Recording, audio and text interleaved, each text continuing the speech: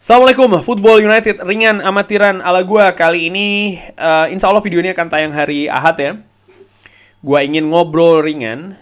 Jadi Manchester United di awal bulan April ini kan, ini gua bikin setelah pertandingan menghadapi Everton ya. Artinya Manchester United di awal bulan April ini sudah melakoni 3 pertandingan dengan hasil 1 kalah 2 menang. Kebetulan yang kalah itu adalah partai tandang, dan ketika bermain kandang Manchester United menang bahkan di 2 pertandingan secara berurutan, menghadapi Brentford dan juga menghadapi Everton, di mana kedua tim ini juga punya karakter masing-masing yang menurut gue juga punya potensi untuk sebenarnya menyulitkan Manchester United. Nah, setelah pertandingan tadi ada salah satu Twitter ya, di tweet ESPN UK ini mengetweet kalau bagaimana penampilan kandang Manchester United musim ini.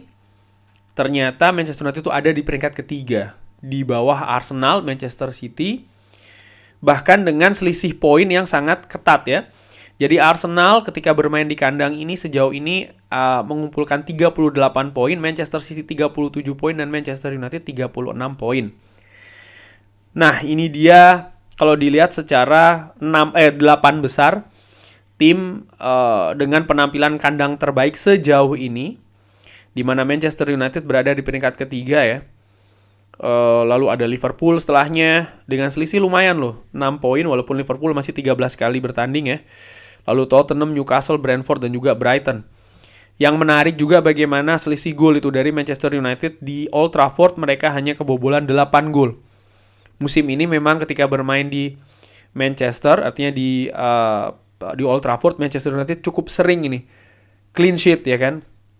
Bahkan Erik ten Hag sering mengatakan kalau Old Trafford ini sekarang sudah menjadi benteng dari Manchester United. Nah, kenapa sekarang Manchester United berada di peringkat yang lebih rendah daripada 3? Tadi kan kalau peringkat pertandingan home, Manchester United ada di peringkat ketiga, karena tentu saja penampilan away dari Manchester United yang tidak sebaik ya ketika bermain di kandang.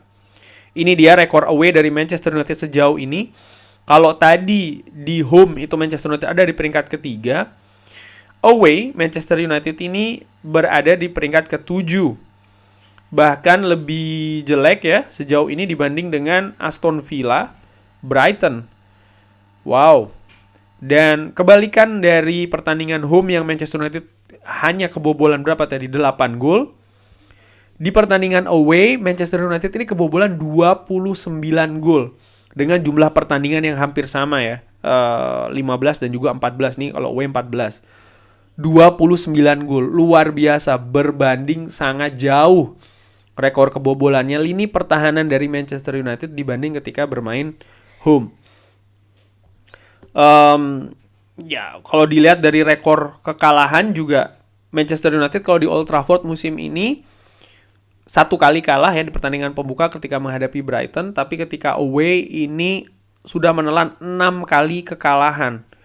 Jadi memang secara keseluruhan sampai dengan sejauh ini Manchester United berada di peringkat keempat ya. Gue tahu ini tadi sudah disalib dengan Newcastle, tapi yang ingin gue tekankan adalah sejauh ini Manchester United sudah meraih 7 kekalahan, di mana 1 itu di kandang, 6 itu tandang. Jadi memang rekor Premier League Manchester United bermain di kandang dan tandang ini berbeda sangat jauh. Nah, ini ada apa gitu ya?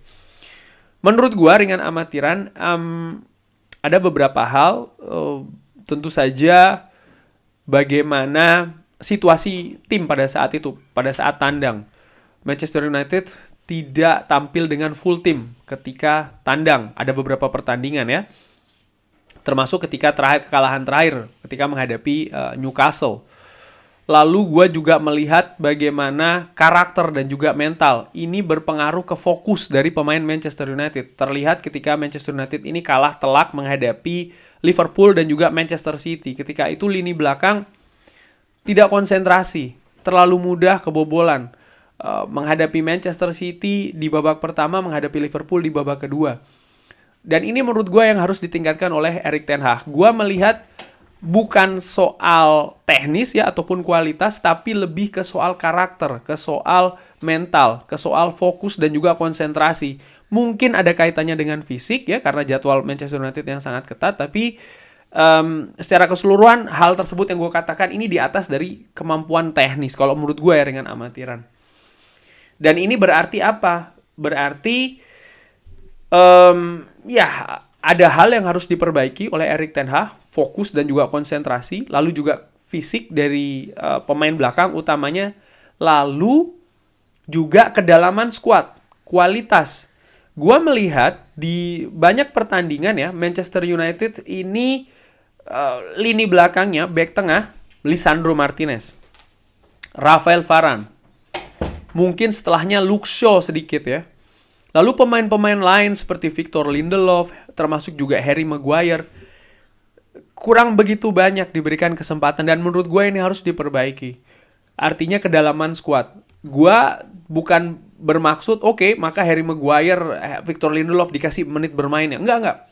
Kalau memang seandainya diperlukan, maka ya harus ada perombakan.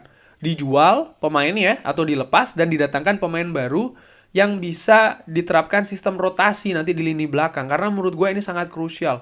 Pelajaran betul di musim kompetisi ini ya bagi Erik ten Hag. Manchester United tampil di 4 kompetisi yang berbeda dengan tingkat persaingan juga yang sangat tinggi. Bahkan ada di beberapa pertandingan Manchester United ini berada dalam tekanan yang besar ketika menghadapi Liverpool, ketika menghadapi Manchester City, ketika menghadapi Arsenal. Di partai-partai di mana Manchester United ini menurut gue kebobolan cukup tinggi angkanya ya. Dan sering kalau menurut gue faktornya sekali lagi bukan faktor kualitas tapi faktor konsentrasi. Menghadapi Arsenal, Manchester United harus kebobolan di menit-menit terakhir ya kan, dan akhirnya menderita kekalahan. Hal-hal demikian ini terkait betul dengan konsentrasi dan juga fokus yang mungkin bukan di faktor kualitas tapi di faktor fisik ini yang sekali lagi lebih dekat. Tapi yang unik, kalau gue bandingkan dengan Europa League, ini adalah raihan Manchester United ketika tandang di Europa League luar biasa di Eropa. Manchester United sejauh ini dari 1, 2, 3, 4, 5 pertandingan, 4 kemenangan, 1 seri. 1 seri itu adalah ketika menghadapi Barca di Camp Nou. Di mana pada saat itu Manchester United juga tampil luar biasa. Tapi sekali lagi, kebobolan gol kedua Barcelona yang menyamakan kedudukan, menurut gue itu lebih tentang konsentrasi. Sekali lagi, tentang konsentrasi bukan kualitas.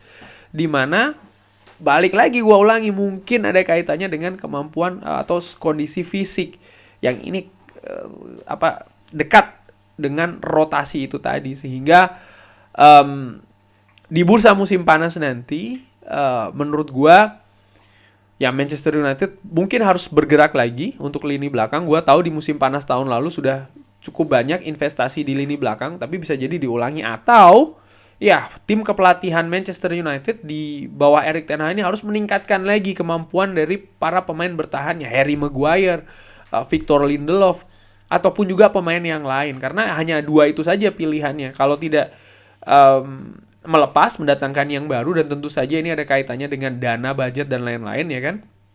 Atau yang sudah ada ini harus ditingkatkan lagi kualitasnya. Dengan cara apa? Salah satunya adalah dengan cara diberikan kesempatan bermain sih. Menurut gue demikian ya. Kayak tadi ketika menghadapi Everton, video ini gue bikin setelah menghadapi Everton, gue melihat bagaimana penampilan Harry Maguire cukup solid bersama dengan Lisandro Martinez. Dan kalau gue tarik lagi ke beberapa pertandingan terakhir Harry Maguire di musim ini, dia tampil sudah lebih baik daripada musim lalu. Dan gue melihat Harry Maguire ini lebih banyak ke soal mental, ke soal psikis, ke soal pressure, soal konsentrasi, bukan ke kemampuan teknis. Karena kalau melihat kemampuan teknis, dia tampil selalu dengan baik-baik saja, dengan penampilan yang baik bersama dengan Three Lions ya, hanya saja ketika bermain di Manchester United ini. But anyway, itu tadi kalau menurut gue kenapa bahasa Jawanya itu apa ya, jomplang ya antara tandang dan juga kandang dari Manchester United. Dan ini harus diperbaiki. Karena apa?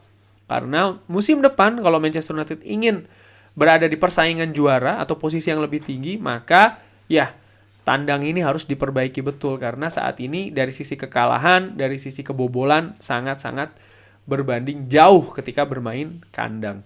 Tapi bagaimana menurut Sobat Football United? Apa kira-kira yang bikin berbeda benar ya antara kandang dan juga tandang?